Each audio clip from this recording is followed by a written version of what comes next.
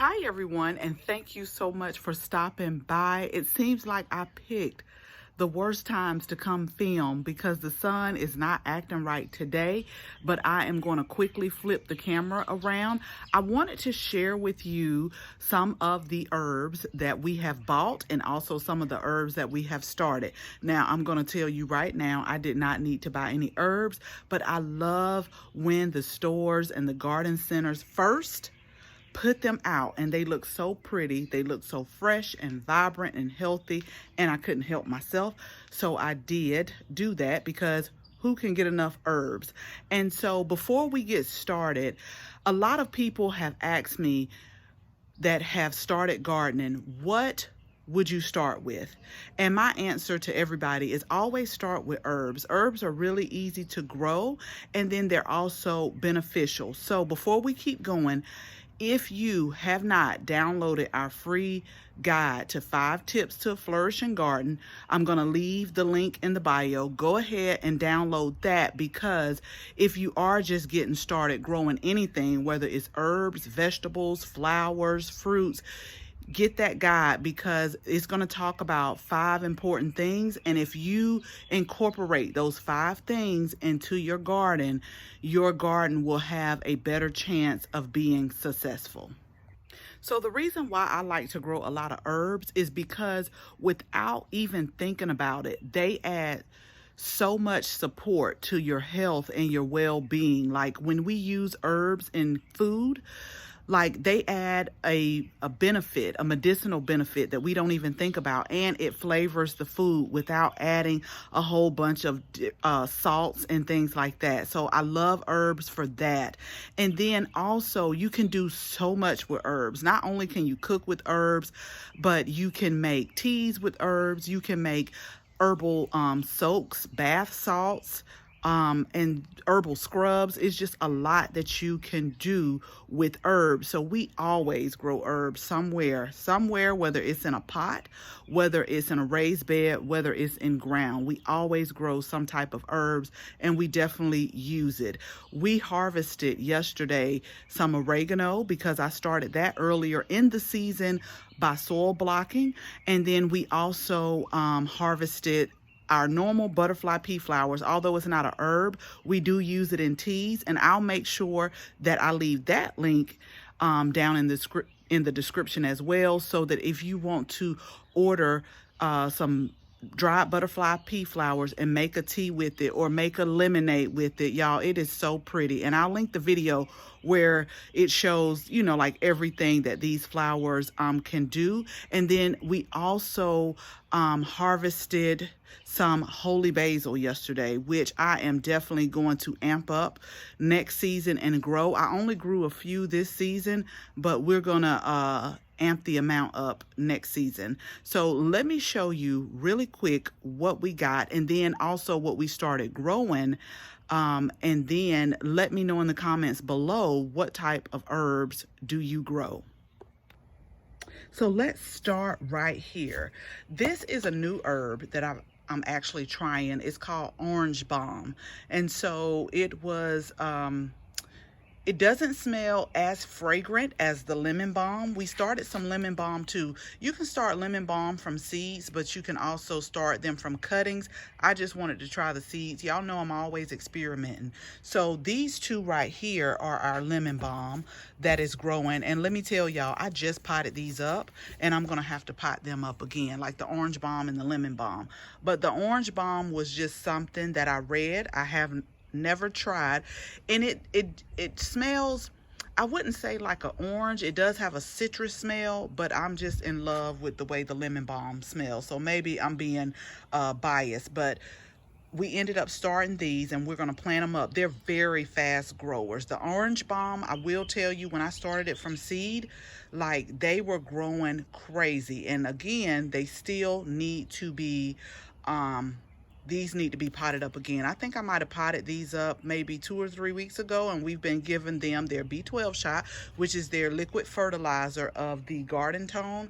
And these are actually in the house, but I think I'm going to go ahead and start hardening them off.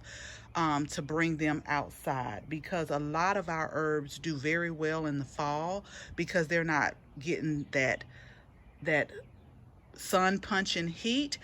But lemon balm for us, we have to keep that in a partially shaded area, because too much sun will definitely burn the leaves. So we keep it over on our covered patio, and that's where we grow our lemon balm, and it is so good. It's so good in teas, but you can also use it in bacon treats and things like that. But I'm eager to try this orange balm. Okay, so let me tell you about these herbs. I was just out doing a little quick walk through one of the big stores. Y'all know y'all go to it, that ends in a mart. And I happened to see these. I, to be honest, did not know Better Homes and Garden were selling herbs. I really didn't know that, but they were just putting these out, and they look so healthy.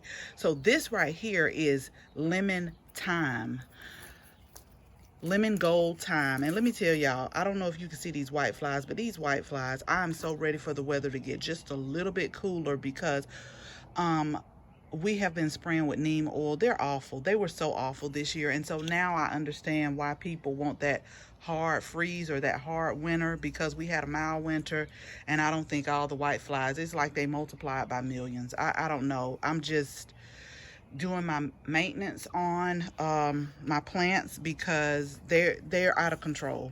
That's what I will say. But this is lemon gold thyme, and y'all know I love thyme. I love putting those on my potatoes, and we're actually going to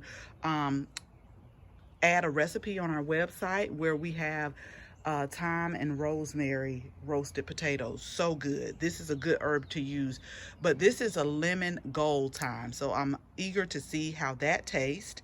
And then, why did I buy more rosemary? I know I didn't need rosemary, because I don't know, it was just pretty. It was just sitting up here very pretty. So I say, you know what, we can use more rosemary. But y'all know that I actually plant my rosemary in a pot, because if you haven't heard the story before, we had, and I'm going to point to the area, we had nothing but rosemary in this section now that we had the roses, and they grew, I know they had to be about 5 or 6 feet, and it was good. We would cut the rosemary, we would share the rosemary, but we had to get some work done on the fence, and honey, it was a snake pit.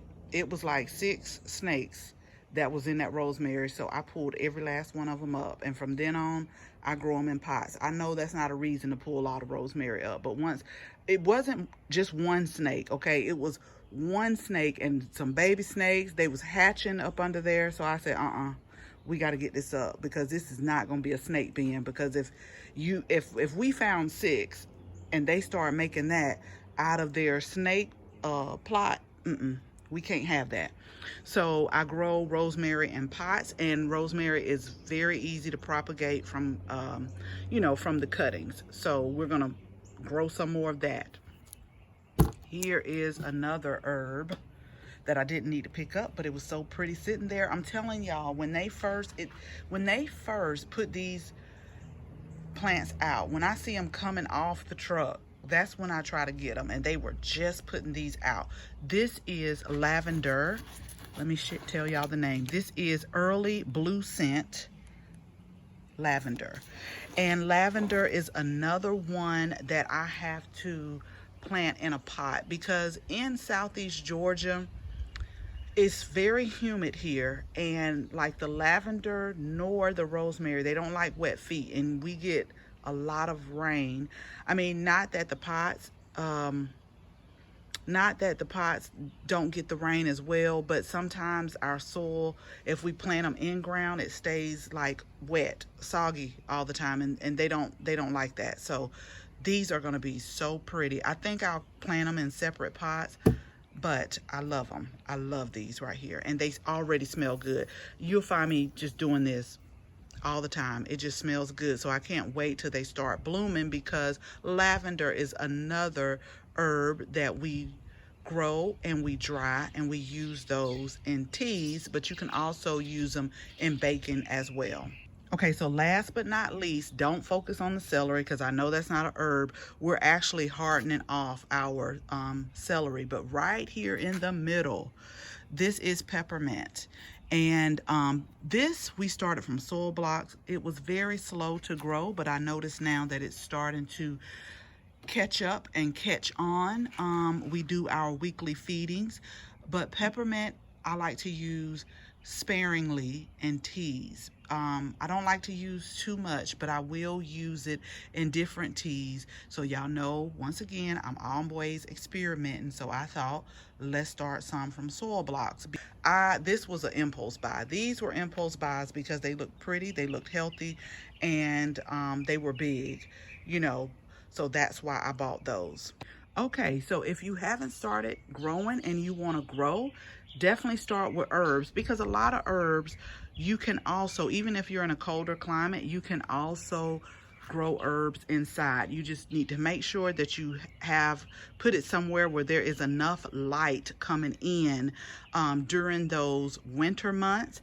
And then when next season comes and it starts to warm up, you can definitely take it outside. So that's why I love to grow herbs, because you can grow them inside and you can grow them outside. So again, comment below, let me know what herbs you are growing, and then let me know if you grow them inside and outside. As always, thank you all so much for watching this video, and make sure you share this video with your family and your friends. If you're not a subscriber, go ahead, hit the subscribe button, click on the bell so that you can receive all notifications so that you'll be notified each and every time we upload a new video. Again, thank you all so much for watching, and until the next video, bye-bye.